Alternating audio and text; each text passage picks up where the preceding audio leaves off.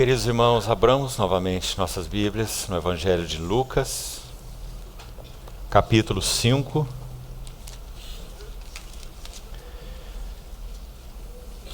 E leiamos os versos 36 a 39.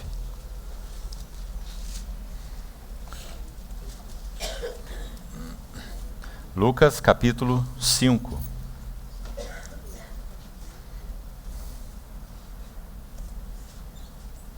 Verso 36. Também lhes disse uma parábola: ninguém tira um pedaço de veste nova e a põe em veste velha, pois rasgará a nova, e o remendo da nova não se ajustará à velha. E ninguém põe vinho novo em odres velhos, pois o vinho novo romperá os odres, entornar-se-á o vinho, e os odres se estragarão. Pelo contrário, vinho novo deve ser posto em odres novos, e ambos se conservam. E ninguém, tendo bebido o vinho velho, prefere o novo, porque diz: o velho é excelente. Vamos orar. Amado Pai Celestial, com muita gratidão, reverência e expectativa, colocamos juntos nossas vidas em Teu altar. Suplicamos que pela Tua graça, fidelidade, estendas Tua mão de misericórdia sobre nós reunidos nessa noite. Carecemos de profunda habilitação do Teu Espírito Santo para que tenhamos compreensão espiritual da Tua palavra. Por isso, Senhor, abre os olhos do nosso entendimento. Livra-nos, guarda-nos de uma apreensão intelectual da Tua palavra, mas fala ao nosso espírito e ao nosso coração. Assim nós colocamos Tua palavra aberta nas Tuas mãos, confiando inteiramente nas Tuas provisões. Em nome do nosso Senhor Jesus, oramos. Amém.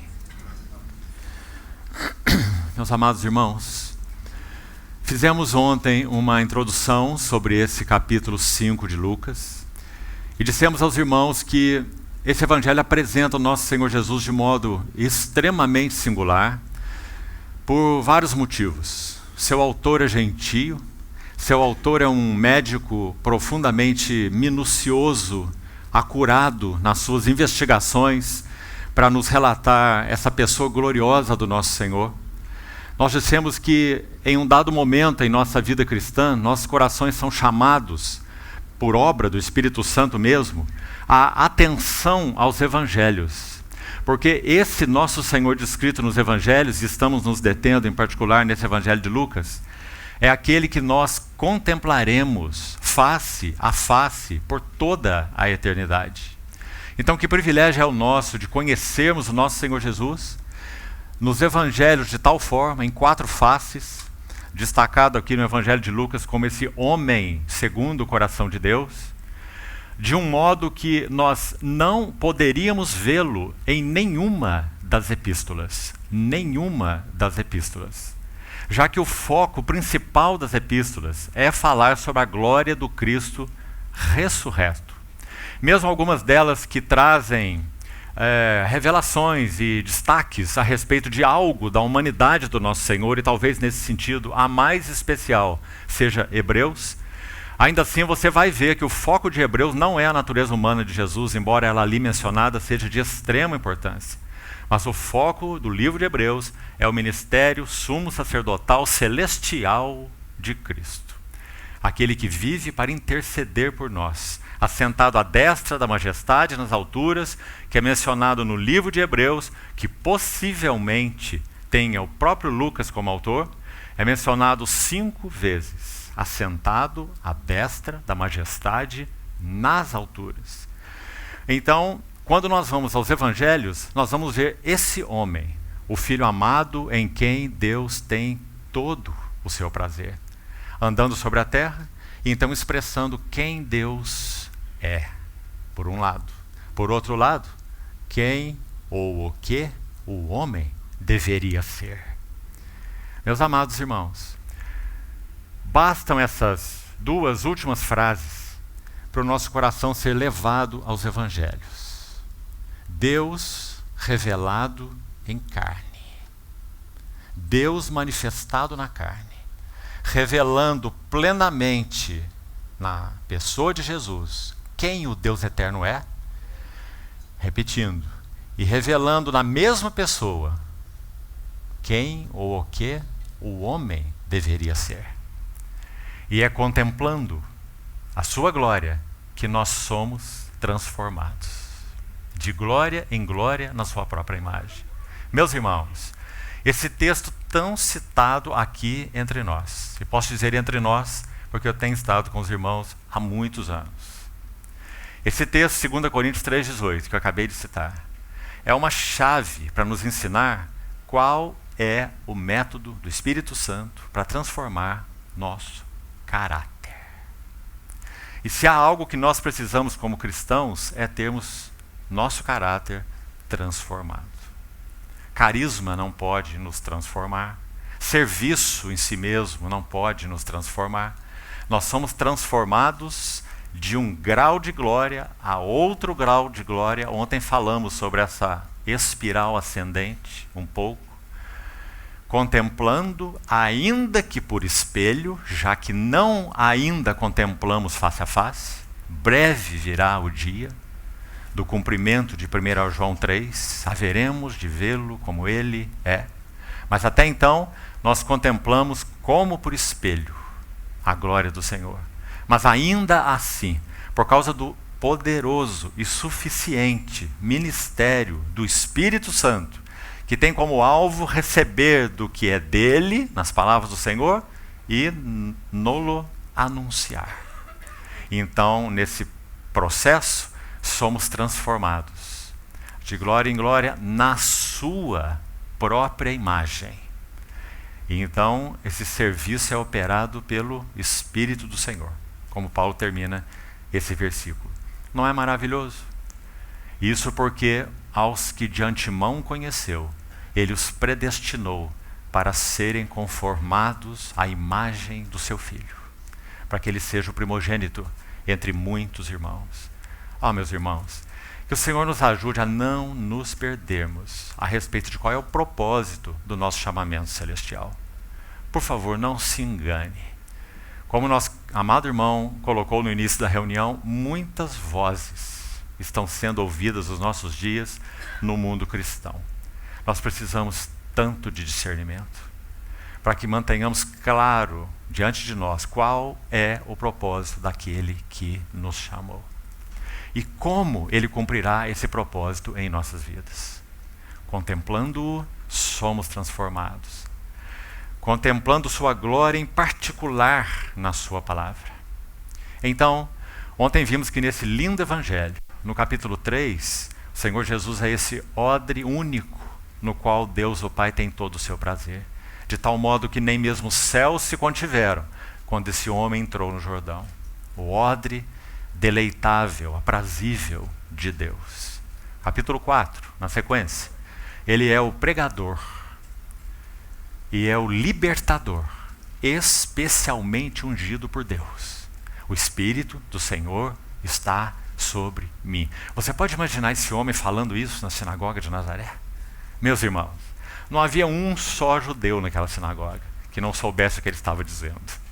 Ele está dizendo, eu sou aquele que Isaías disse, sobre quem o Espírito do Senhor habitaria e anunciaria, pregaria, o pregador com P maiúsculo, e o libertador dos cativos. Sou eu, é o que o Senhor disse. Não foi por menos que quando ele termina isso, os de Nazaré procuraram jogá-lo da ribanceira da cidade para matá-lo. Mas ele simplesmente passa pelo meio deles e se retira. Então, assim ele é apresentado no capítulo 4, o pregador e o libertador. E no capítulo 5? No capítulo 5 ele é o noivo. Que preciosidade! Ele é o centro das atrações. Isso é um noivo. Ele é o centro das afeições. Ele é o centro da devoção. da noiva. E assim ele é apresentado no capítulo 5. Agora preste atenção. Nós iniciamos hoje lendo essa parábola, que é a primeira, muito provavelmente, é a primeira de todas as parábolas, tantas, que nosso Senhor Jesus pronunciou. Então, em primeiro lugar, o que estava no seu coração, e é isso que deve ser mantido no seu, pela graça de Deus, é que o propósito da vinda do Senhor Jesus é que Deus obtenha, através do seu odre novo, Jesus, o odre aprazível de Deus, Deus o Pai possa obter muitos outros odres, que possam ser como Ele, que possam ser cheios do mesmo vinho novo do qual Ele foi cheio. Agora, meus irmãos, ainda não é tempo de entrarmos em mais detalhes nessa parábola, mas alguma coisa já precisamos colocar. Sem dúvida, os odres velhos aqui representam o judaísmo, o arraial judaico. Então, nosso Senhor está dizendo que esses odres novos deveriam ser preparados, e nós estamos vendo qual é o caminho para a preparação desses odres novos. 4 cenas, todas no capítulo 5, que tem 4 ênfases, e todas elas apontam para essa novidade dos odres novos. Já vamos repetir quais são as 4 cenas, falamos ontem, precisamos recordar hoje antes de seguirmos.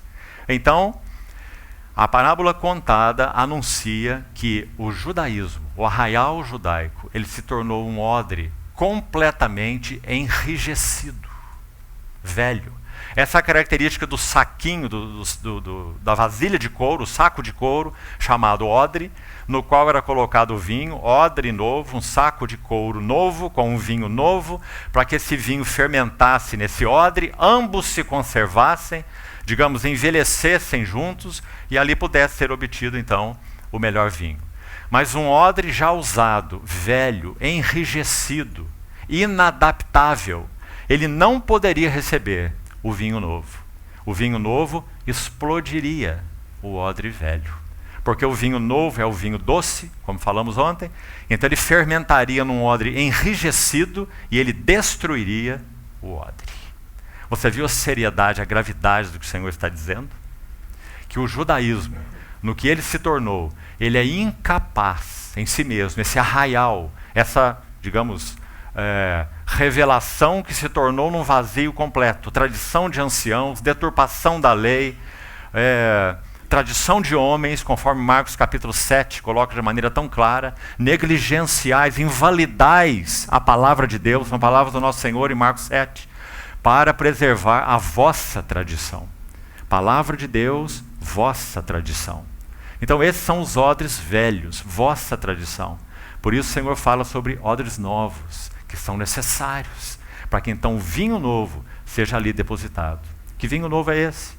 Para resumir em uma palavra, é o Espírito Santo. Segundo Lucas 4, é o Evangelho da graça de Deus, o que é exatamente a mesma coisa. O Espírito Santo é aquele que traz aos odres o Evangelho. O Evangelho e o Espírito Santo se confundem. Assim como o Evangelho e Cristo se confundem, porque Cristo é o Evangelho. Não apenas aquele que anuncia o Evangelho, ele é o Evangelho. Então, tudo isso nós temos nessa parábola.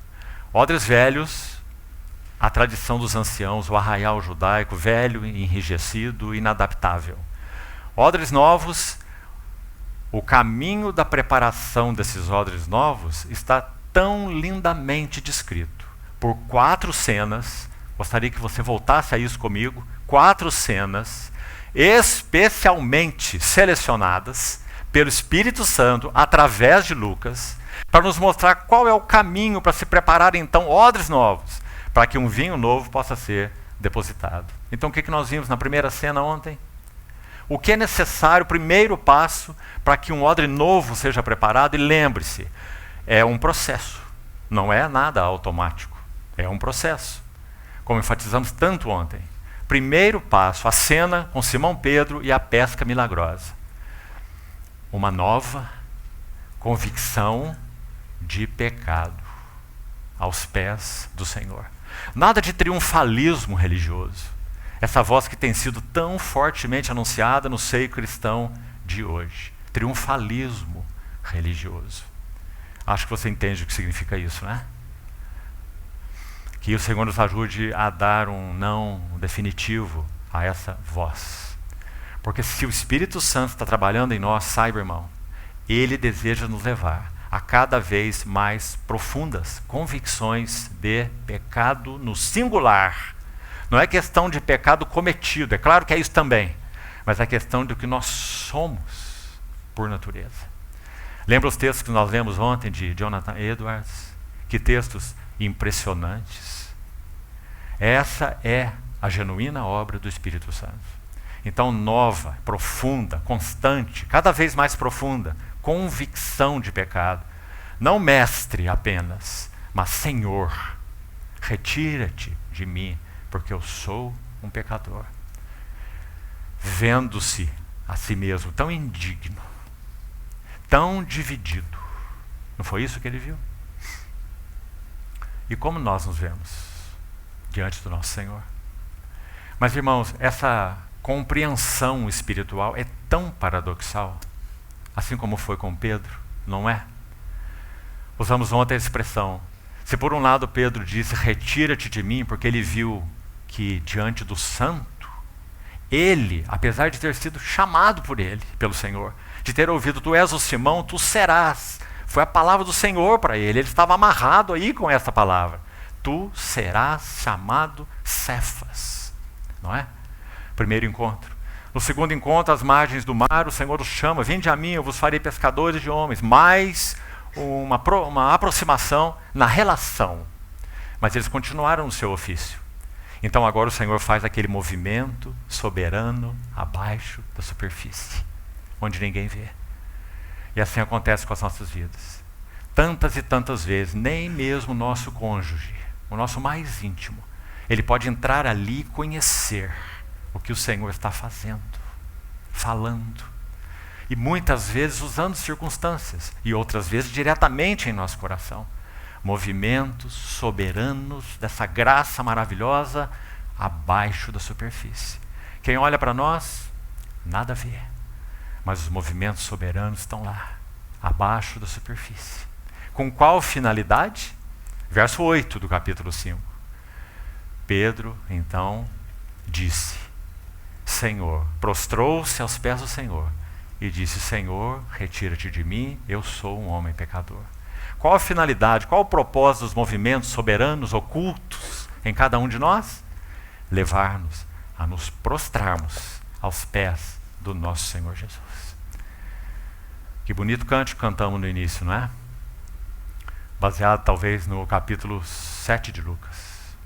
Aquela mulher chamada mulher pecadora, que adentrou, que irrompeu para dentro da casa de um fariseu, Simão, que estava lá sentado e julgando o Senhor Jesus, achando que ele era o máximo, no máximo, um pregador itinerante de pés empoeirados. Porque ele disse, se ele fosse um profeta, ele saberia quem é ela. Aquele fariseu não considerou o Senhor nem mesmo um profeta. Mas aquela mulher irrompe para dentro da casa daquele fariseu e se lança. Mais uma cena de tantas como citamos ontem, aos pés do Senhor. E ela rega seus pés com as suas lágrimas. O que o fariseu não viu, ela viu. E se derramou aos pés do Senhor. A quem muito se perdoa, muito ama. Bendito seja o Senhor. É isso que Ele quer fazer conosco, meus amados irmãos. Então que Ele nos conduza a mais profundas convicções de pecado. E como nós dissemos, é paradoxal. Porque ao invés disso nos lançar para dentro de nós, eu sou isso, eu sou nojento, eu sou horroroso, e nos levar a fugas psicológicas, ou seja lá o que for, ou quem sabe lá para a autoanálise, essa visão diante de Jesus vai nos levar aos pés dele. Aos pés dele. Porque é só aos pés dele que nós podemos ser curados. Por isso nós temos o próximo cenário. E o próximo cenário é a purificação do leproso. Meus irmãos, após uma nova convicção de pecado, qual é o caminho aberto para nós, pela graça de Deus? uma nova. E, repetindo, novas, porque é processual. Novas e profundas purificações. Então nós temos esse relato tão precioso, que vamos buscar então examinar algo dele. Vamos lá. Lucas capítulo 5, verso 12. Segunda cena então, a cura do leproso. Aconteceu que, estando ele numa das cidades, veio à sua presença um homem coberto de lepra. Sabe, irmão, só há 2 menções no Evangelho de Lucas dessa palavra pleres, traduzida aqui por coberto. Algumas traduções vão dizer cheio. Porque falamos, Lucas é tão minucioso. Mateus não vai registrar assim. Mas Lucas, com todas as suas características, né, que já falamos, o Espírito Santo então usou de modo tão detalhado, tão acurado. Então Lucas vai dizer que esse homem não era apenas um leproso, como diz Mateus, mas era um homem coberto de lepra. E nós precisamos ir depois ao livro de Levítico para vermos o que isso significa. Literalmente, você vai ver lá, é da cabeça aos pés. Coberto de lepra, então, ao ver a Jesus. Vamos parar aqui um pouquinho de novo. Se você ler o texto de Mateus 8, que vai fazer o mesmo registro, você vai ver algo muito, muito lindo. É dito em Mateus 8 introduz assim, que o nosso Senhor, tendo concluído suas palavras, quais palavras? O que nós temos em Mateus 5, 6 e 7? O Sermão do Monte. E Mateus 8 vai dizer, tendo concluído as suas palavras, ele desceu do monte. Ouça bem. Então é dito, e aproximou-se dele um leproso. Sabe o que podemos compreender aí? Que de algum modo, esse leproso, a uma certa distância, ele estava muito provavelmente ouvindo o nosso Senhor. Quando o nosso Senhor conclui o sermão e desce o monte, o leproso se aproxima. Confira Mateus 8, você vai ver. Então toda essa história que nós vamos ler aqui, narrada em Lucas 5, também está lá. Vamos imaginar o que esse leproso então ouviu. Se é que ele ouviu o Sermão do Monte. E realmente parece que sim. Quando nosso Senhor está já concluindo esse sermão, esse sermão está narrado em Mateus 7, ele vai dizer assim, pedi e dar-se-vos-á.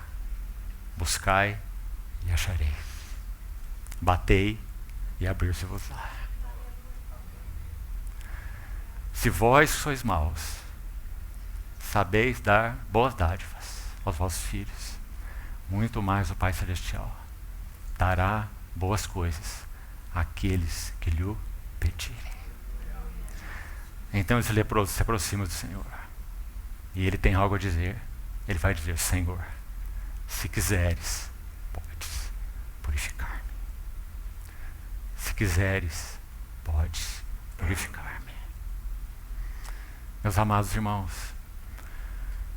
quando nós vamos ao livro de Levítico, e vamos fazer isso agora, nós vamos ver qual era a condição desse leproso. Vamos fazer isso, então. Levítico, capítulo 13.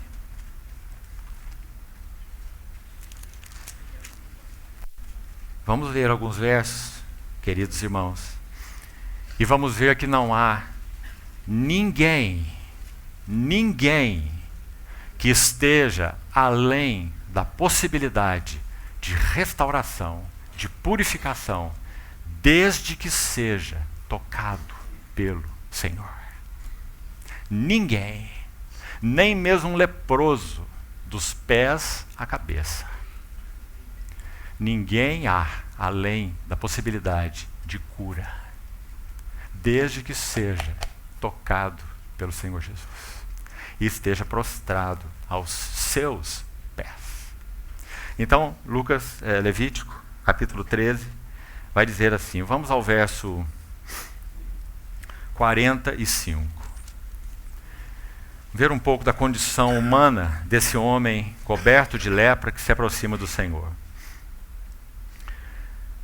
Levítico 13, 45. As vestes do leproso em quem está a praga serão rasgadas, e os seus cabelos serão desgrenhados.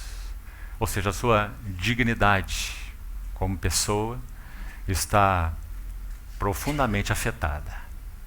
Um homem destacado da sociedade por vestes rasgadas e um cabelo desgrenhado. Segundo, cobrirá o bigode e clamará: imundo, imundo. Será imundo durante os dias em que a praga estiver nele. É imundo. Habitará só. Alienação. Sabe, meus irmãos, uma das dores mais profundas desses leprosos no tempo do nosso Senhor Jesus? Eles não podiam acessar a sinagoga. Estavam excluídos do culto ao Deus vivo.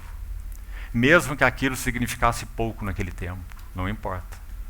As sinagogas daquele tempo eram um local de adoração e de culto. Então, habitará só. Veja a ênfase na sequência. A sua habitação será fora do arraial. Nos tempos de Levítico, claro, os tempos do tabernáculo no deserto, nos tempos do nosso Senhor Jesus, fora das sinagogas. E, obviamente, fora daquele pátio externo do templo, onde as pessoas poderiam acessar levando seus sacrifícios. Ele estaria completamente excluído. Talvez não haja, psicologicamente falando, na estrutura da personalidade humana como Deus estabeleceu, nenhuma dor mais profunda do que a rejeição, o abandono, a alienação. Então essa é a marca pessoal de um leproso, descrito aí no livro de Levítico. Agora, meus irmãos, se você acompanhar esse capítulo, deixe para você fazer isso posteriormente, claro, 13 e 14. Se você olhar o capítulo 14, depois vamos ter que ir a alguns versos dele, você vai ver que aqui é descrito a cerimônia de a ação que o sacerdote deveria executar, essa cerimônia, sobre o leproso, depois que ele estivesse purificado, ou depois de sarado. Isso importa para nós, porque depois que o Senhor toca o leproso, ele diz a ele: vai e mostra-te ao sacerdote. E há uma frase mais ali, muito interessante: para que lhes sirva de testemunho. E já vamos entender por que o Senhor disse isso. Para que sirva a eles, aos sacerdotes, de testemunho. Mas então vamos lá, com cuidado aqui. Se você ler então esses dois capítulos, 13 e 14 de Levítico, você vai entender que a lepra, ela é especialmente uma figura, não apenas do pecado. Precisamos ser aí mais específicos. A lepra é um símbolo bíblico da rebelião do pecado. Então não apenas o pecado no sentido geral, mas a rebelião do pecado. O pecado no sentido de rebelião. Exemplo, Miriam, a irmã de Moisés. Você se lembra bem que quando ela de alguma maneira insurge contra a autoridade de Moisés, ela fica leprosa e fora do arraial. Você se lembra que quando o rei Uzias toma um incensário e entra para queimar incenso junto ao altar do incenso, a lepra lhe saiu na testa. Não é? Rebelião. Gostaria de abrir um parêntese rápido aqui, para você levar diante do Senhor, já que falamos sobre isso. 2 Crônicas, capítulo 26. Aí está a história de Uzias. É muito chocante. Um moço que subiu ao trono com 16 anos de idade, que reinou em Jerusalém fazendo o que era reto perante o Senhor, por 52 anos. Então, quando ele atingiu 68 anos, 52 mais 16, quando ele iniciou a reinar, ele fez algo. Se você ler com cuidado 2 Crônicas 26, faça isso, creio que será de muita ajuda, você vai ver a expressão mais de uma vez ali, com a mesma ideia: o Senhor o ajudou, o Senhor o fortaleceu. Ele se fortaleceu sobremaneira. Mas então, ele se acha capaz de executar um serviço que era proibido a ele. Ele toma um incensário, entra no templo para queimar o incenso junto ao altar do incenso. E um sacerdote chamado Azarias resiste a ele com mais 80 homens, sacerdotes. Diz o texto de muita firmeza. Resistem ao rei. Mas veja, ele é o grande rei Uzias. Certo?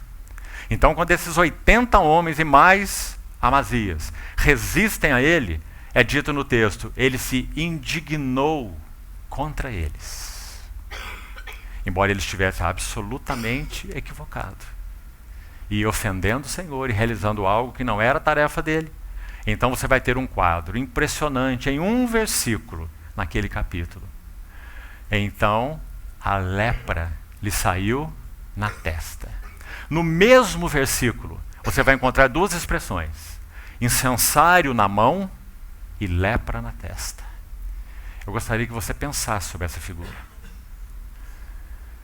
Talvez, meus amados irmãos, e essa é a minha impressão, a maior parte do que é chamado culto ao Senhor nos nossos dias tem essa figura. Tem incensário na mão, porque essa é a intenção, prestar um culto ao Senhor, mas tem lepra na testa. Sabe o que significa lepra na testa? Desobediência à palavra de Deus. Um pretenso culto a Deus fora dos princípios de Deus. Pense sobre isso, irmão. Que figura, que quadro. Um incensário na mão, lepra na testa. Que o Senhor nos ajude. Nenhum culto pode ser prestado ao Senhor num incensário de adoração se houver lepra na testa. Se a palavra de Deus não for considerada absoluta nos seus princípios. Se a palavra de Deus não for obedecida nas suas instruções. Não é um culto que melhor nos convém. Não é um culto que se adequa ao status quo. Se adequa à sociedade. Se adequa a seja lá o que for que está sendo falado nos nossos dias e você tem ouvido assim como eu. Medite sobre essa figura. Será que de alguma forma, no que concerne a nós, povo de Deus, temos estado com incensário na mão, sim, porque queremos cultuar o Senhor, mas com lepra na testa? E repetindo, irmão, que o Espírito Santo grave isso nos nossos corações. Lepra na testa, desobediência à palavra revelada de Deus. Não há culto a Deus se houver desobediência à palavra e aos princípios de Deus. Então, essa é uma coisa. Outra coisa, a lepra tem uma característica especial que muito nos fala sobre essa atitude de rebelião do pecado. Em primeiro lugar, ela tem um início sutil e quase imperceptível. Leia os capítulos 13 e 14 de Levítico que você vai ver. Muitas vezes um pequeno pelo com uma mancha branca. Apenas. Um peluzinho, um pedacinho de carne com uma manchinha branca. O início sutil e quase imperceptível. Não é assim o pecado? Não é assim a rebelião do pecado? O próximo passo, um avanço. Um avanço e uma dispersão. Então já não é mais uma manchinha aqui. É outra ali, outra lá, outra lá, outra lá. Porque a lepra não está sendo detectada. Isso é verdade tanto no indivíduo quanto em qualquer assembleia do Senhor. Que o Senhor nos ajude, meus amados irmãos. Onde manchas brancas têm aparecido, seja em nós como pessoas, seja nas assembleias do Senhor. Mas tem um terceiro passo. Depois dessa dispersão, nós temos uma incapacitação, corrupção, degeneração, avassaladoras. E tudo começou com talvez um pelo branco, que não era apenas um pelo branco, era lepra na carne. Então, 3 estágios que o Senhor então nos dê sabedoria, percepção, para que o nosso culto ao Senhor seja um culto com incensário na mão e obediência na testa. aos princípios do Senhor, à revelação do Senhor. Vamos seguir um pouco mais. Levítico capítulo 13 ainda, por favor. Veja os versos 9 a 13. Também precisamos dele para compreendermos essa purificação do leproso de Lucas 5. Levítico 13, versos 9 a 13.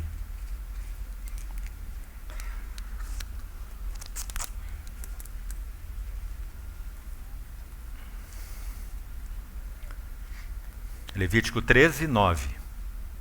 Quando no homem houver praga de lepra, será levado ao sacerdote. Ó, que figura linda, irmão. Nós sabemos de quem o sacerdote é figura. Toda lepra tem que ser levada ao sacerdote. E o sacerdote o examinará. Louvado seja o Senhor. Esse é o caminho da cura. O sacerdote o examinará. Não nenhum outro meio, não nenhuma outra estratégia. Se há inchação branca na pele, a qual se tornou pelo branco, e houver carne viva na inchação e lepra inveterada na pele, portanto, o sacerdote o declarará imundo, não o encerrará, porque é imundo. Se a lepra se espalhar de todo na pele e cobrir a pele do que tem a lepra, desde a cabeça até os pés, olha aí, essa é a situação daquele leproso, por isso estamos lendo esse texto. Quanto podem ver os olhos do sacerdote. Não é outra expressão linda? Quando nós contrastamos com a revelação clara do nosso sumo sacerdote celestial, à luz do livro de Hebreus, aquele que então nos examina como quem tem olhos como chama de fogo, cuja palavra é viva e eficaz e mais cortante que qualquer espada de dois gumes, que penetra para dividir até mesmo alma de espírito, para que o nosso serviço cristão não se confunda, colocando a alma à frente do espírito e servindo o Senhor na energia da alma. Os olhos do sacerdote é que o examinavam. Então, verso 12 ainda, lepra da cabeça aos pés, final do verso 12, quanto podem ver os olhos do sacerdote? E quanto ao nosso sacerdote, ele tudo pode ver no que concerne a essa lepra. Então este o examinará. Se a lepra cobriu toda a sua carne, escute, aqui há algo intrigante. Se a lepra cobriu toda a sua carne, é o caso de Levítico 5, aquele leproso, declarará limpo o que tem a mancha. A lepra tornou-se branca. O homem está limpo. Agora, precisaríamos de mais tempo para explicar isso aqui, então acho melhor colocar uma descrição de nosso irmão Campbell Morgan a respeito desse relato. Qual o motivo desse homem estar coberto de lepra branca, da cabeça aos pés, e ser declarado, depois de examinado, pelo sacerdote como estando limpo? Então, esse irmão escreve o seguinte, ouça com atenção. Se tomarmos por base as leis descritas no livro de Levítico, aí, estamos lendo 13 e 14, para tais condições, já havia passado o estágio de contágio da doença. Esse é o ponto. Por isso ele é declarado limpo, apesar de estar todo coberto de lepra, porque ele já está fora do estágio de contágio da doença, certo? Esse é o ponto, digamos, positivo, entre aspas. Mas veja o outro aspecto. Mas, apesar disso, era uma condição em que não existia qualquer possibilidade de melhora ou cura. E esse é o lado trágico. Se por um lado, então, essa lepra branca cobriu toda a pessoa e por isso ele é declarado limpo, porque ele não pode contagiar ninguém, por outro lado, ele é totalmente incurável. Esse é o ponto. E esse foi o leproso que se aproximou do Senhor, coberto de lepra. Então, essa ênfase é muito importante. Agora, vamos voltar, isso por enquanto nos basta aqui em Levítico, vamos voltar ao Evangelho de Lucas, na narrativa, capítulo 5, então.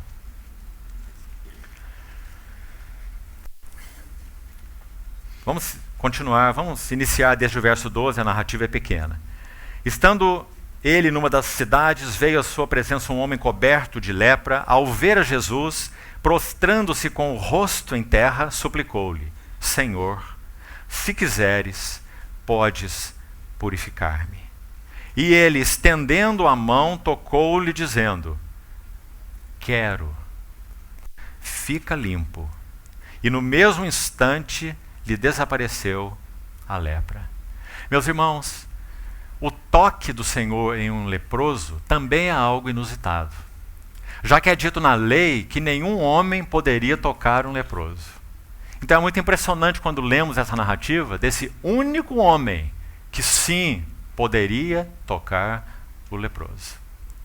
Quando nós trazemos para a linguagem e revelação clara do Novo Testamento, após a ressurreição, a obra do nosso Senhor na cruz, a sua ressurreição e o derramamento do Espírito, dois aspectos dessa purificação precisam ficar claros para nós. O primeiro é o aspecto da purificação realizado na cruz, claro.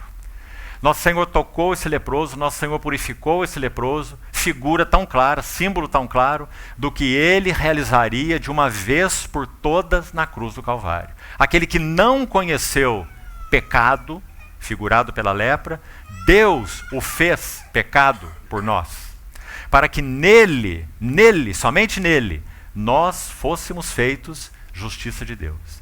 Essa é a purificação cabal da cruz, uma vez por todas. Mas esse não é o único ponto. A palavra de Deus nos convoca fortemente à purificação contínua, em tantos textos maravilhosos. Por exemplo, Salmo 119, verso 25 diz assim: a minha alma está apegada ao pó. Então o salmista ora: vivifica-me por meio da tua palavra. O Salmo 26, o verso 2, diz assim: tu sonda-me, Senhor, e examina-me. Examina-me. Palavra que lemos em Levítico, sobre o sacerdote examinando o leproso. Sonda-me, ó Deus, e examina-me, porque tu és o Deus que sonda mente e coração. Purificação contínua. Salmo 139, os dois últimos versículos. Sonda-me, ó Deus, e conhece o meu coração. Prova-me e conhece os meus pensamentos, e vê se há em mim algum caminho mau. Um pelo branco, uma mancha, um ponto. Vê se há em mim algum caminho mau, e guia-me pelo caminho eterno. Purificação contínua. Graças ao Senhor. Examinados diante dos olhos do sacerdote. E vamos nos lembrar então, meus irmãos, ninguém está além da possibilidade de cura, de restauração.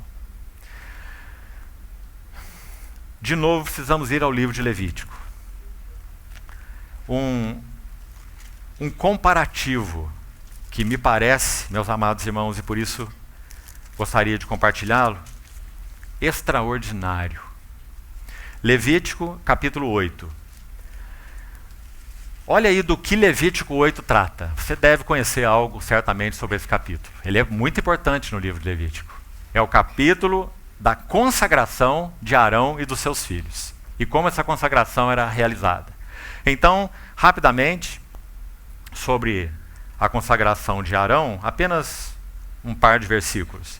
O verso 10 diz assim: Moisés tomou o óleo da unção, preste atenção, e ungiu o tabernáculo e tudo que havia nele e o consagrou.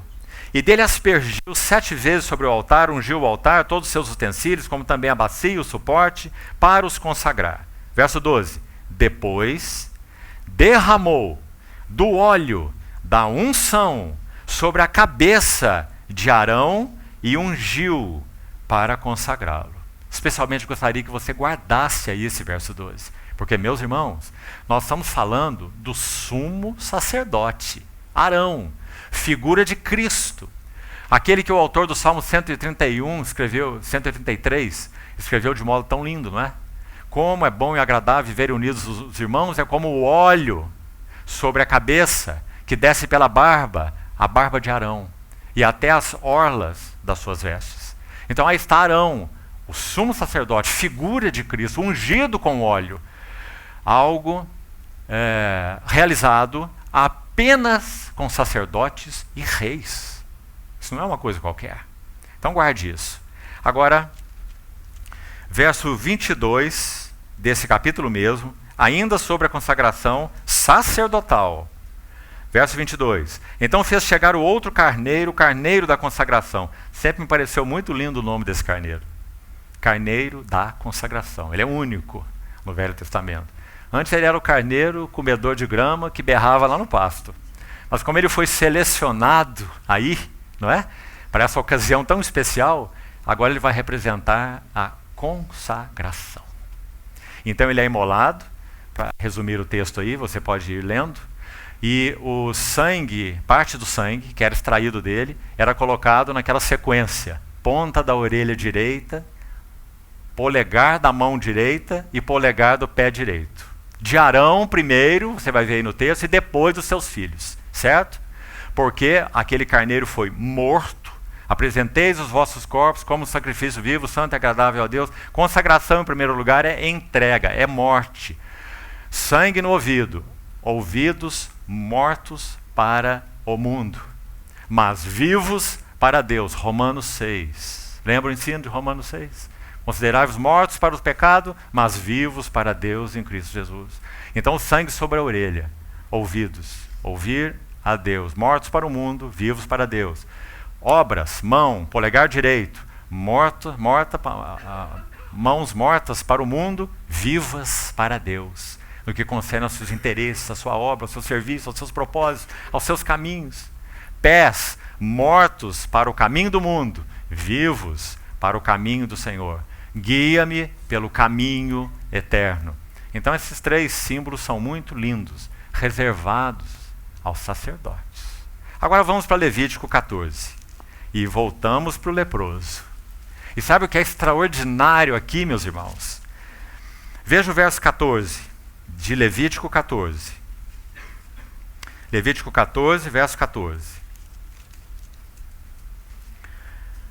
Se você ver o tema desse capítulo, algumas versões trazem aí subtítulos, é exatamente a cerimônia, então, que era realizada sobre o leproso depois de purificado.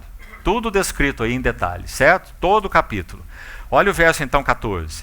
O sacerdote tomará do sangue da oferta pela culpa e o porá sobre a ponta da orelha direita daquele que tem de purificar-se. E é o leproso, então, que foi examinado, no caso do leproso coberto de lepra, que nós já lemos aí na narrativa do capítulo 13, o anterior. Ele foi examinado pelos olhos do sacerdote e foi declarado limpo, com essa lepra branca, da cabeça aos pés, que já explicamos, né? Então agora algo tem que ser feito com ele. O quê? Ele porá esse sangue, o sacerdote porá, sobre a ponta da orelha direita daquele que tem de purificar, sobre o polegar da sua mão direita, o polegar do seu pé direito, tomará também do cestário de azeite e o derramará na palma da própria mão esquerda. Esse é o sacerdote, não é? Derramando desse cestário de azeite na mão esquerda dele, do sacerdote. Molhará o dedo direito no azeite que está na mão esquerda, e daquele azeite aspergirá com o dedo 7 vezes perante o Senhor. Certo? Agora olhe mais. Do restante de azeite que está na mão, o sacerdote porá sobre a ponta da orelha direita daquele que tem de purificar-se, o leproso, que foi declarado limpo. Sobre o polegar da mão direita, sobre o polegar do seu pé direito, em cima do sangue da oferta pela culpa. Meus irmãos, o que me parece aqui extraordinário é que nem mesmo os sacerdotes recebiam tal unção. Eles recebiam o sangue nas suas orelhas, mas leia lá o texto de novo, Levítico 8. Nada sobre o óleo, no caso deles. Mas o leproso recebia o sangue nos mesmos lugares que o sacerdote, Arão, inclusive, o sumo sacerdote e os seus filhos. E receberia o óleo sobre o sangue nos 3 lugares. Mas não só isso. O restante do azeite que está na mão do sacerdote, pô-lo-á sobre a cabeça daquele que tem de purificar-se. E assim o sacerdote fará expiação perante ele, por ele, melhor, perante o Senhor. Você está vendo isso, irmão? O homem que era um leproso incurável, ele sai agora da presença do sacerdote, depois desse exame, declarado limpo, mas não só isso, ungido, com tal dignidade que somente os reis e sacerdotes possuíam. Você não acha isso maravilhoso? Meus amados irmãos, repetindo o que falamos, ninguém está além da possibilidade de plena restauração. Não apenas de ser purificado, mas de ser ungido. Para que seus ouvidos, suas mãos, seus pés possam agora servir integralmente àquele que o tem examinado, que o tem aspergido, que o tem ungido. E simplesmente essa figura é maravilhosa. Ela é única. Então, quando pensamos, se estuda muito isso, né? Nos cursos bíblicos, de alguma forma. Quem eram as pessoas no Velho Testamento únicas que podiam ser ungidas? Não é? Porque é algo tão especial. É figura do derramamento do Espírito Santo. Os reis, na sua função tão tremenda, e os sacerdotes. Não é? Nosso Senhor Jesus é rei, sacerdote. Mas nunca se esqueça agora, jamais. Quando você ouvir essa pergunta, você diga assim, tem mais alguém que era ungido. O leproso, depois de sarado. Louvado seja o nome do Senhor. Porque essa é a nossa história, meus irmãos. Todos nós éramos leprosos. Rebeldes contra o Senhor, sua palavra santa, seus princípios, seu caráter, suas leis. Rebeldes. Ele nos chamou.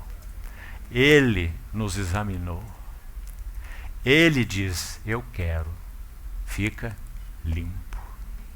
Ele nos aspergiu com o sangue da nova aliança. Ele nos ungiu com o Espírito Santo. E agora nós somos odres novos para o seu testemunho. Bendito seja o nome do Senhor. Graça sobre graça. Recebemos da sua plenitude. Louvado seja o Senhor. Então, meus irmãos, seguindo e concluindo, versos 15 e 16, voltando a Levítico, por favor, a Lucas capítulo 5. Nós comentamos ontem que esses versos fazem um selar. Você se lembra? Uma pausa. Quando é dito que o Senhor então se retirava para lugares solitários. Quando nós estivemos com os irmãos no ano passado, nós falamos sobre pelas suas pisaduras fomos sarados. Lembra-se? E nós comentamos aqueles 3 passos, né? A solitude, o a sós com Deus, a quietude e a oração incessante. Lembra-se? E aí está o homem que viveu e expressou plenamente o significado de tudo isso. E ele se retirava como um hábito. Não é ele se retirou, é ele se retirava. Hábito. Ele se retirava para lugares solitários e orava. Lucas registra 7 vezes esse termo. Proseukomai. Orar, orava, e suas conjugações 7 vezes, destacando que esse homem, Jesus, o filho de Maria, Jesus de Nazaré, é um homem de oração. Por que ele orava? Uma importante pergunta. Ele não é Deus? A resposta é, ele é um homem. Sendo Deus, viveu uma vida absolutamente humana, com todas as suas limitações, vulnerabilidades, fraquezas, fome, sede, angústia, dor, inquietação, só que de modo perfeito. Angústia, inquietação espiritual, ira espiritual, ira divina, ira santa, Homem sujeito aos nossos sentimentos, mas sem pecado. Então ele se retirava para lugares solitários, por quê? Porque, irmão, ouça com atenção. Nós não cultuamos um super-homem. Nosso Deus, manifestado no Verbo encarnado, é homem.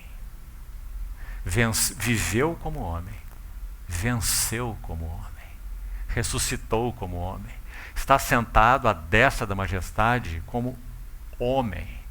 Por isso ele é a âncora de nossas almas. Nós somos homens e mulheres. Âncora de nossa alma, que penetra além do véu. Como já explicamos uma das outras vezes. A âncora é lançada para que o navio seja estabilizado e faça o seu trabalho, até onde precisa ser feito. Depois a âncora é recolhida pelo navio e o navio segue seu curso. Mas conosco é diferente. Conosco é a âncora, nossa âncora já foi lançada além do véu. E nós que somos o navio, os muitos filhos, nós não recolhemos a âncora. É a âncora que está recolhendo o navio. Porque nós estamos sendo conduzidos, o Pai, Hebreus 2:10, aquele que está conduzindo muitos filhos à glória. Porque ele aperfeiçoou por meio de sofrimentos o autor da salvação deles. Por isso ele é a âncora e nós estamos sendo recolhidos. Bendito seja o Senhor. Por que ele se retirava para lugares solitários e orava? Então, concluindo a pergunta, porque ele necessitava conhecer qual seria o próximo passo. E agora ele vai para onde? E agora ele vai encontrar quem? E agora que estrada, que encruzilhada ele vai seguir? Ele não sabe. Então ele tem que orar. Ele tem que perguntar. Ele tem que discernir. Senão ele não é homem. Ele seria super-homem. E se ele é super-homem, nós não temos salvador nenhum. Porque ele tem que nos representar plenamente, vivendo como um homem. Louvado seja o nosso Senhor. Foi assim que ele viveu, meus irmãos. Foi assim que ele triunfou. É assim que ele está no trono. As marcas, inclusive, da sua bendita vida santa e da sua morte santa estão gravadas para sempre na sua personalidade santa. E nós o veremos assim como ele é. Um cordeiro assim como foi imolado no meio do trono, como João o viu, quase 60 anos depois da sua morte e da sua ressurreição. Porque essas marcas estão registradas na sua personalidade santa e sempre estarão ali. Marcas que ele recebeu como homem. Esse é o nosso Salvador. Esse é o nosso Senhor. Então, vamos seguir e concluir. Vou precisar fazer um resumo da próxima cena. Então, que o Senhor nos ajude aqui.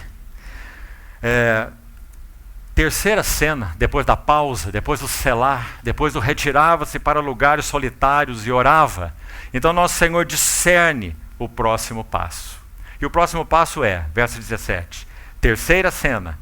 Aconteceu que num daqueles dias estava ele ensinando e achavam-se ali assentados fariseus e mestres da lei, vindas de todas as aldeias da Galiléia, Judéia, Jerusalém, e o poder do Senhor estava com ele para curar. Vamos parar aqui um pouquinho. Quando você olha a narrativa anterior à cena do leproso, a ênfase não é cura. É um detalhe interessante. A ênfase é purificação. Você percebeu? Você pensa, mas um leproso não precisa ser curado? Sim. Mas por causa do significado da lepra, que nós já vimos em Levítico 13 e 14, a ênfase é purificação. E parece que está claro para nós por quê. Né? Nova convicção de pecado. Nova e mais profunda purificação. Terminou a primeira fase. 2 eventos do lado de cá e 2 eventos do lado de lá. Com a pausa, ele orava. Então, quando nós vamos para os 2 eventos do lado de cá, primeiro passo positivo, vamos chamar assim. Já que quando falamos de convicção de pecado, quando falamos de purificação, coisas negativas estão sendo tratadas, coloquemos assim. E será que isso basta? Será que está terminado? Será que até aí o Senhor pode obter odres novos, adequados, capazes para conter o vinho novo? A resposta é não. Por isso nós temos mais 2 relatos. E o próximo relato toca o primeiro passo positivo. Os odres novos, para que sejam odres novos, precisam de uma nova capacitação. E aí, meus irmãos, está a figura do incapaz. No evento anterior está a figura do impuro, certo? Agora está a figura do incapaz, o paralítico. De novo, esse somos nós. Então, a ênfase, final do verso 17. O poder do Senhor estava com ele para curar. Queria que você notasse a diferença então. Purificação, cura. Agora, certo? Vieram então uns homens trazendo em um leito um paralítico e procuravam introduzi-lo e pô-lo diante de Jesus. Queria separar essa frase. Vamos ler o próximo verso, onde ela vai repetir de outra forma. Veja. E não achando por onde introduzi-lo por causa da multidão, subiram ao eirado e desceram no leito por entre os ladrilhos, a ideia aqui é telhas mesmo, afastaram umas telhas lá dessa cobertura, provavelmente um sótão, para o meio. E olhe como o verso termina, assim como o 18, diante de Jesus. Sabe o que me parece lindo aqui, meus irmãos? Essa frase resume todo o nosso serviço cristão. Ou podemos dizer, todo o nosso ministério. Qual é o nosso ministério na casa de Deus? De todos nós, indistintamente. Irmãos e irmãs, homens, mulheres, jovens, todos que pertencem ao Senhor. Qual é o nosso ministério cristão? Final do verso 18. Procuravam introduzi-lo e pô-lo diante de Jesus. Esse é o nosso serviço. Nós que pela graça de Deus pertencemos ao Senhor Jesus, o nosso serviço é introduzir pessoas e pô-las diante de Jesus. 2 vezes aí você vai ver repetidas essas palavras, não é? Especialmente o final dos 2 versos. Diante de Jesus, diante de Jesus. Como nós podemos expor ou introduzir pessoas e pô-las diante de Jesus? Introduzi-las e pô-las diante da palavra de Jesus. Introduzi-las e pô-las diante da comunhão do corpo de Cristo. A comunhão de Jesus, que só é verdadeira no seu corpo e em nenhum outro lugar mais. Então que o Senhor também nos fale a respeito disso. Nós temos sido, pela graça de Deus, como odres que estão sendo preparados, temos sido instrumentos para introduzir e pôr outros diante de Jesus. E se pensarmos mais estritamente, isso é válido até mesmo para os nossos irmãos. Cuidado, irmão. Não introduza os seus irmãos diante de ninguém mais. Não introduza os seus irmãos diante de coisa nenhuma mais. Introduza seus irmãos e irmãs e os coloque diante de Jesus. Diante da palavra de Jesus, do Espírito de Jesus, da graça de Jesus, da unção de Jesus, da verdade de Jesus. Que linda frase é essa. Vamos seguindo, verso 20. Vendo-lhes a fé, Jesus disse ao paralítico: homem, estão perdoados os teus pecados. Sabe que quando leio esse verso, nessa narrativa, imediatamente me vem à memória o que Paulo disse em Gálatas 5, 6. Ele disse assim que em Cristo, nem a circuncisão nem a incircuncisão tem valor algum, mas a fé que atua pelo amor. Não é interessante, né? Curiosa essa expressão? Fé que atua pelo amor. Esses 4 amigos conduziram esse paralítico e o introduziram e o colocaram diante de Jesus. Mas será que poderíamos chamar isso? Da parte deles agora, dos 4 amigos? Fé que atua pelo amor. Ora, irmãos, é um leito. Se você estudar lá como é que eram essas casas antigas, para que isso possa ter acontecido, o normal, o provável é o seguinte. Obviamente, essa casa tinha 2 andares, tinha uma escada externa, era assim. Eles teriam que subir essa escada, acessar esse lugar, onde teria como se fosse um campanário, vamos pensar assim, que tinha acesso ao cômodo inferior, mais coberto. Então eles teriam que localizar ali esse lugar, e viram Jesus ali de alguma maneira, abriram o espaço e desceram aquele leito. Trouxeram o homem, subiram as escadas, abriram o espaço e desceram o leito. Fé que atua pelo amor. O amor, 1 Coríntios 13, tudo crê. Então que lindo observarmos a atitude desses 4 aí. Mas veja mais. E os escribas e fariseus, ou melhor ainda, verso 20, parte final. Quando ele foi introduzido ali, o que o Senhor disse? Homem, estão perdoados os teus pecados. Meus irmãos, aqui há uma exortação solene. Assim como em João 5, se você quiser confira depois, quando nosso Senhor cura aquele paralítico, único no meio de tantos, o Senhor cura um paralítico no tanque de Betesda, não é? No sábado.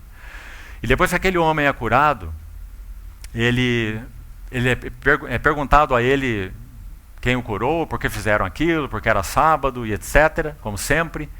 Então o homem dá a sua resposta e então esse homem tem um encontro com Jesus, depois da sua cura. Então o Senhor diz algo para ele de extrema importância. Ele diz assim: vê que já estás curado. Vá e não peques mais. Está entendendo, irmão? No caso desse paralítico, isso não é verdade para todos os casos, então tome cuidado. Mas nesse caso desse paralítico, no caso desse homem no tanque de Betesda, no caso de 1 Coríntios 11, quando Paulo fala sobre a mesa do Senhor, e diz que por causa de não se tomar da realidade espiritual, da substância, com entendimento do que está sendo feito, então há entre vós fracos, doentes e não poucos que já morreram. Então nós podemos afirmar que no caso desse homem aqui, assim como o de João 5, essa enfermidade era resultado de vida pecaminosa. Então quando nosso Senhor olha para esse paralítico, ele não diz, levanta-te e anda. Ele diz que era a necessidade dele, ele foi colocado lá por isso, porque ele era um paralítico. Mas o que o Senhor diz? Homem, estão perdoados os teus pecados. Você vê, irmão? Então que o Senhor nos ajude a ver isso de maneira mais clara, para que nós não sejamos levianos nesse assunto. Pecado tem consequência, inclusive física. Agora, sabe outra coisa linda aqui? Os escribas e fariseus arrazoavam, verso 21. Quem é este que diz blasfêmias? Quem pode perdoar pecados senão Deus? Ah, que versículo, irmão. Que palavra saiu da boca deles. Que interessante. Porque aqui nós só temos 2 alternativas. Ou esse homem, Jesus de Nazaré, é um blasfemador, ou ele é Deus. Não tem uma terceira opção. Eles próprios sabem disso. Só que eles concluem, ele é blasfemador. Porque ninguém pode perdoar pecados, senão só Deus. Como nosso Senhor reage a isso? Jesus, porém, conhecendo-lhes os pensamentos, aqui, uma pequena parada aqui nesse verso 22, se você consultar Marcos, que também narra esse evento, Marcos 2, 8. Faça o registro aí, por favor, se você quiser. Você vai ver que Marcos acrescenta algo ali. Primeiro detalhe, eles não arrazoaram em voz alta. Certo? Fica muito claro nos 2 textos. Eles arrazoaram nos seus corações. Certo? Segunda coisa, Marcos vai dizer que Jesus percebeu, essas são as palavras de Marcos, percebendo Jesus, logo, por seu espírito, que eles arrazoavam nos seus corações. Tão linda, irmão, essa declaração. A sensibilidade de percepção espiritual que o homem Jesus possuía. Ele sabia de algum modo, pelo seu espírito, o que eles estavam arrazoando nos seus corações. Que ali havia aquela inquirição. E como ele percebeu? Marcos 2,8. Percebendo por seu espírito. Sabe, irmãos, que tragédia que nós tenhamos uma vida no aspecto físico com a qual nos ocupemos tanto. Que tragédia que nós tenhamos uma vida no aspecto alma, que nós nos preocupemos tanto.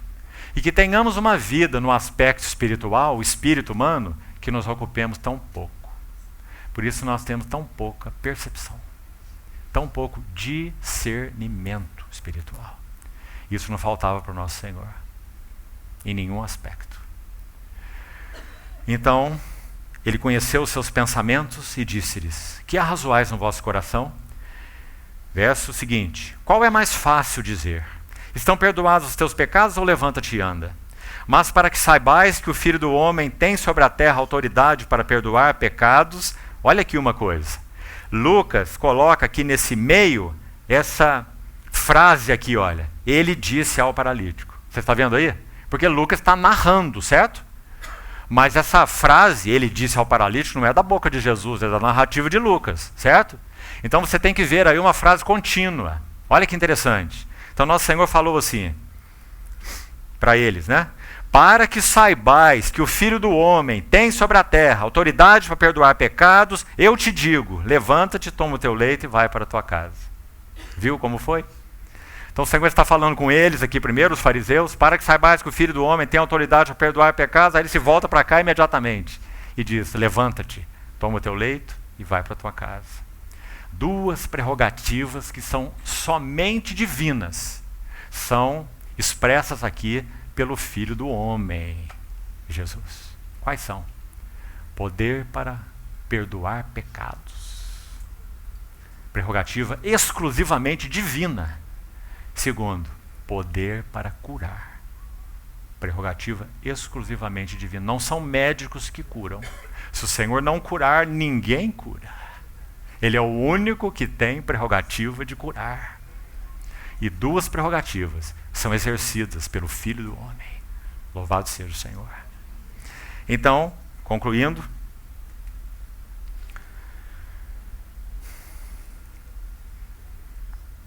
imediatamente se levantou, verso 25, diante deles, e tomando o leito em que permanecera deitado, voltou para casa, glorificando a Deus. Todos ficaram atônitos, davam glória a Deus, e possuídos de temor, diziam, hoje vimos prodígios.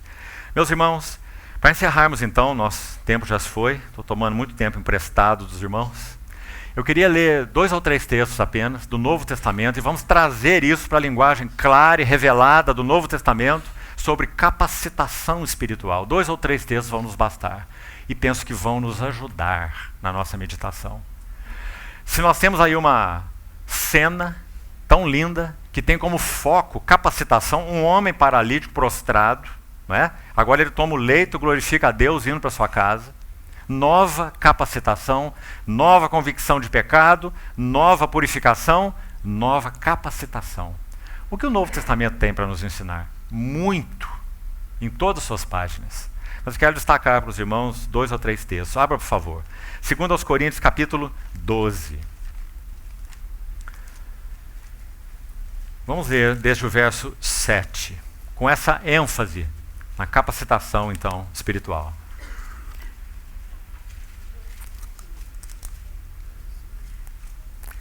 2 Coríntios 12, 7.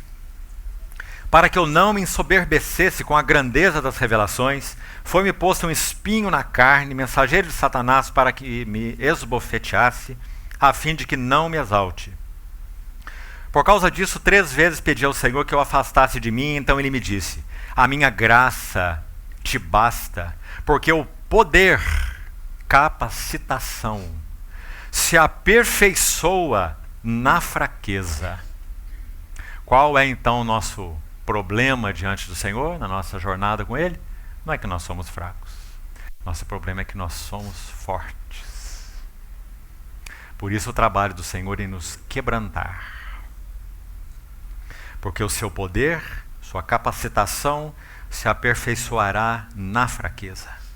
De boa vontade, pois eu me gloriarei nas minhas fraquezas. Oh, meus irmãos, quanto precisamos andar com o Senhor para que isso seja verdade para nós, hein?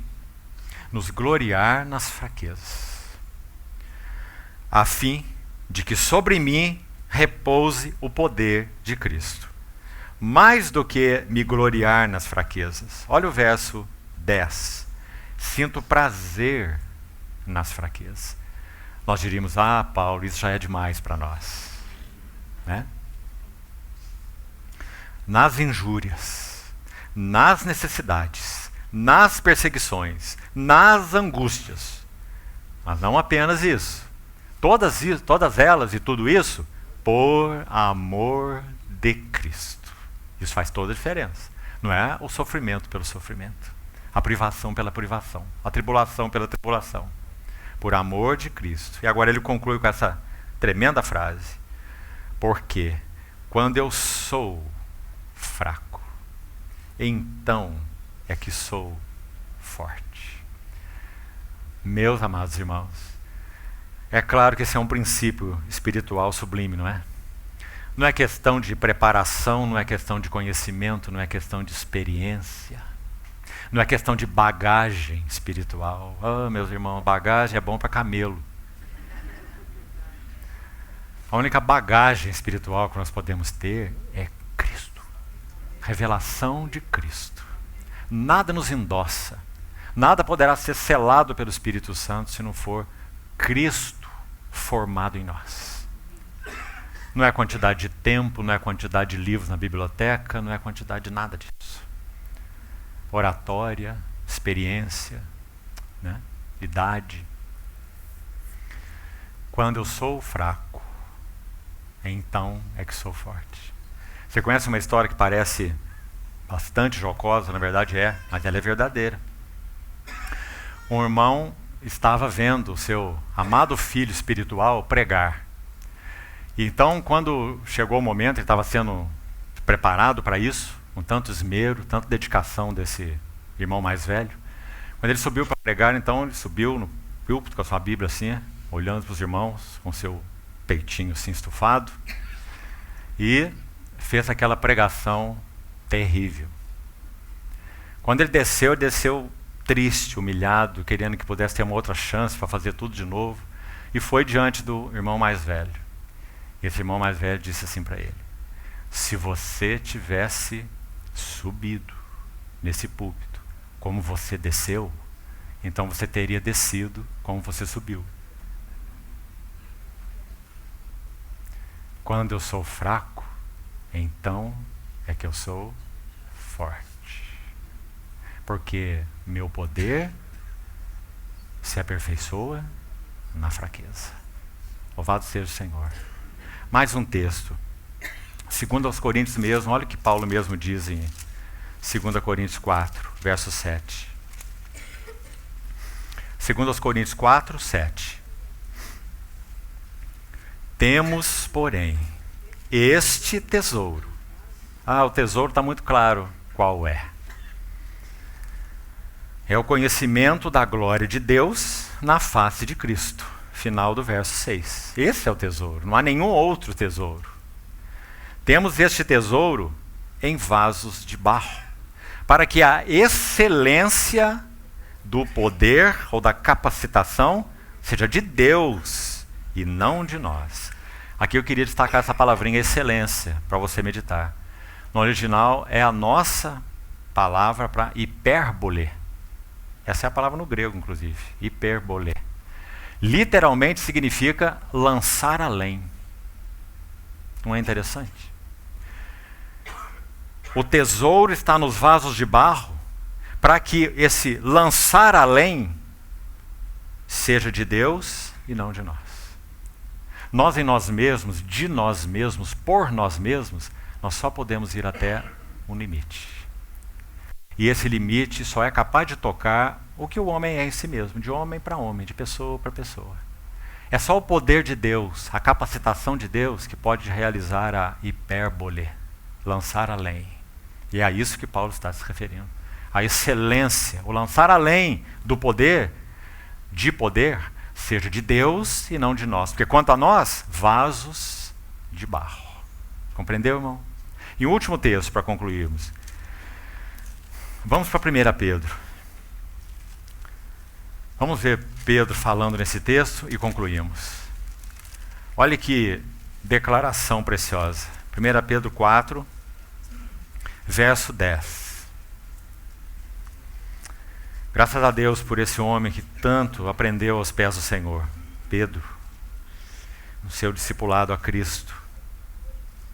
1 Pedro 4, 10. Servi uns aos outros, cada um conforme o dom que recebeu, como bons despenseiros da multiforme graça de Deus.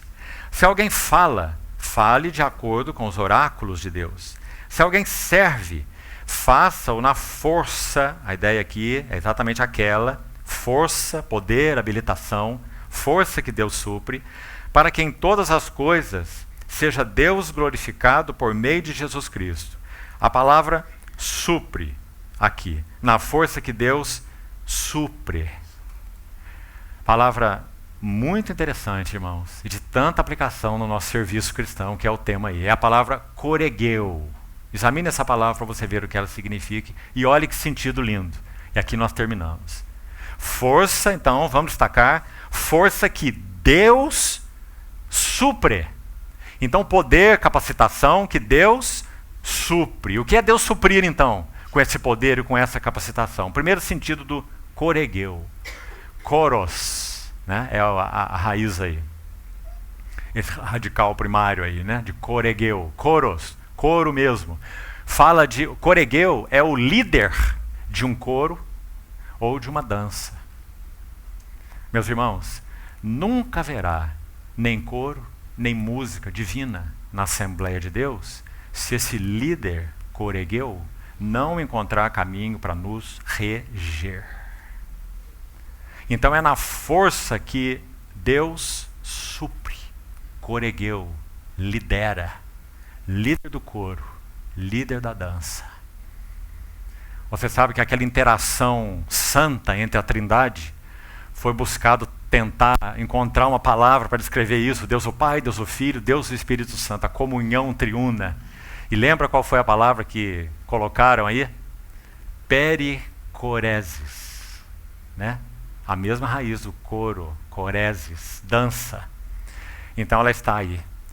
Meus amados irmãos, se o nosso Senhor Jesus não pode entre nós realmente tomar essa batuta de maestro, porque nós não estamos submissos a Ele, a lepra não tem sido detectada, nós não temos compreendido o caminho do discipulado, então esse líder não pode reger o coro. Então não temos nem coro, nem música, nem dança nenhuma. Só confusão. Mas há mais um sentido para coregeu que eu queria dar para você. Segundo, então,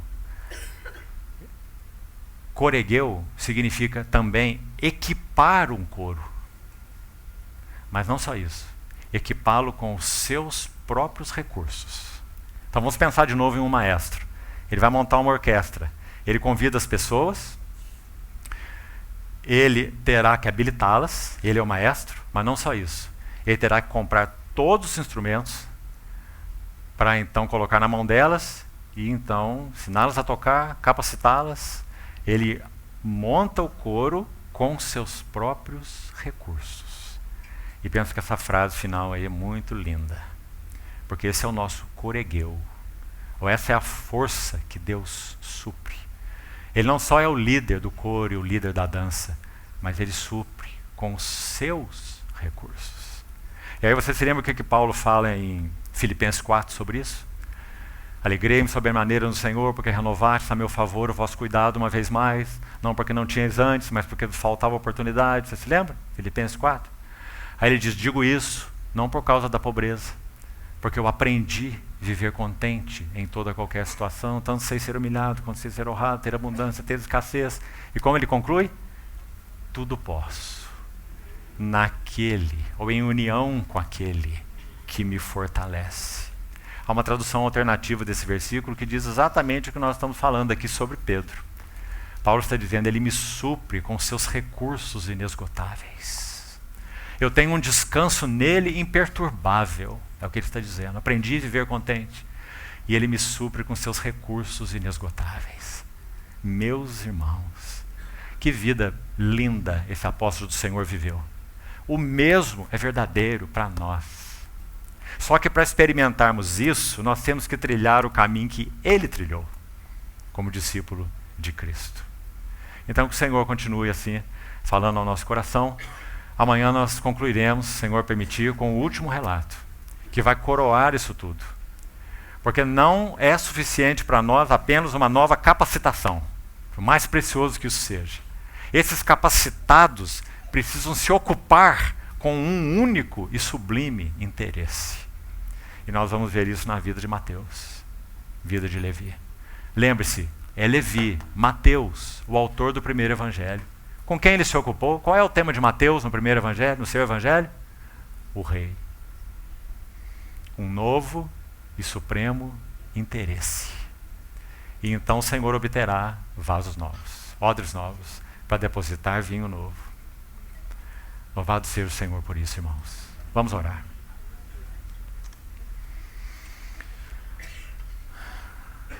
Querido Senhor, toma por tua graça, tua palavra compartilhada nessa noite, nas tuas mãos e para a tua administração. Te pedimos que o Senhor as esclareça ao nosso coração e as aplique em nossas vidas. Ajuda-nos para que não seja apenas uma apreensão intelectual. Queremos conhecer mais do significado desse trabalho profundo da graça, preparando odres novos para o vinho novo, antes e até que o Senhor venha. Ajuda-nos nisso, Senhor. Nós te pedimos. Em teu precioso nome. Amém.